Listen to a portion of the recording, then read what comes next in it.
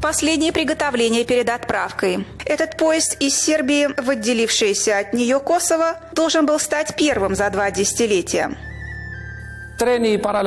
Поезд двинулся из Сербии в Косово с большой помпой и пропагандой. По официальной версии Белграда, пустить поезд решили, чтобы поддержать сербов, живущих в Косово, облегчить им передвижение и передать привет с родины. Это один из самых современных поездов сербской железной дороги. В нем есть интернет и фрески сербских монастырей в Косово.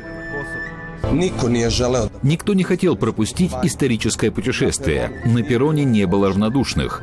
Поезд выглядел столь роскошно, как будто в престижной рекламе. В глазах косовских албанцев и местных средств массовой информации картинка вовсе не такая радужная. Помимо православных икон, поезд украшают еще и надписи «Косово – это Сербия» на 21 языке.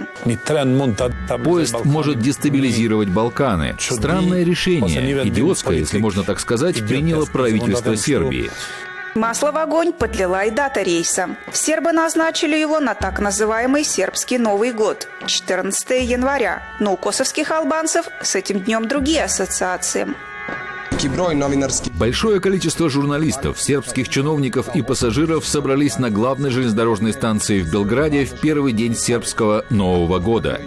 Для провокации против Республики Косово Сербия выбрала день 18-й годовщины резни в Рачаки, когда сербы варварски убили 42 жителя этого села. Приштина отказалась пускать поезд. На границу выдвинулась полиция.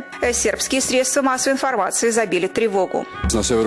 Серьезная напряженность царит сегодня на севере Косово. Усиленные подразделения специальной косовской полиции прибыли в Ярине. Путь, возможно, заминирован. Террористы способны на все. Пассажиры за несколько секунд превратились в заложников.